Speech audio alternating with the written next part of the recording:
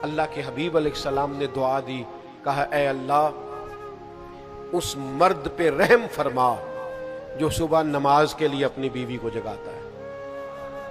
कहा ऐ अल्लाह उस औरत पर रहम फरमा जो सुबह नमाज के लिए अपने शौहर को जगाती है। वो मेरे दोस्तों, अल्लाह का फर्ज अदा करने का टाइम है और मेरे घर में मेरे अहले खाना, मेरे बच्चे सो रहे हैं।